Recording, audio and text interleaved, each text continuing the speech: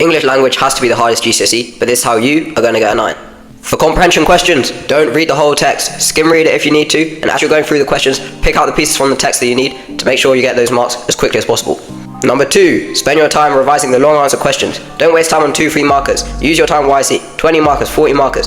Plan as many as you can. Send some good answers into your teacher and get them to give you feedback. Additionally, use the examiner reports because they tell you what other candidates did well and they did poorly in previous years, so you can write an insane answer. Number 3, know your answer type for the long questions. You could have letters, emails, speeches, etc. And you need to make sure that you're using the correct formality when you're writing. Okay, number 4 is memorization. So if you're doing narrative, you want to memorize 2 or 3 main narrative structures you're going to write, and most of the time in the exam, you'll just be able to rephrase your whole structure. Make sure you keep the same storyline the whole way through, and you should get good marks on narrative. If you're doing descriptive, you're going to want to memorize some nice phrases. So maybe go to Mr. Sally's English or Save My Exams. I remember I had some good phrases about like the sky and becoming like an army, and it was talking about like the black junk boots or clouds stomping over the sky and stuff.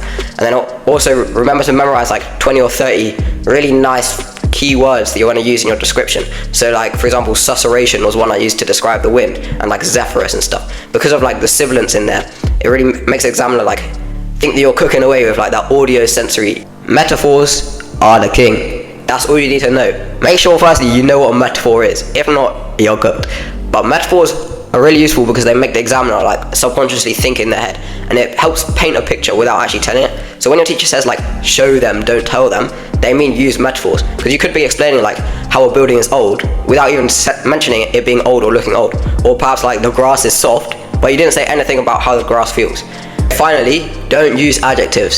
So adjectives are words that describe verbs, yeah? They usually end in "ly" and they're really informal. So for example, if I said like the dog ran quickly, that sounds really informal. But if you said like the dog ran for his life, something like that is way more formal. So you don't use adjectives, and remember, now you know what it takes to get a 9, so you gotta lock in.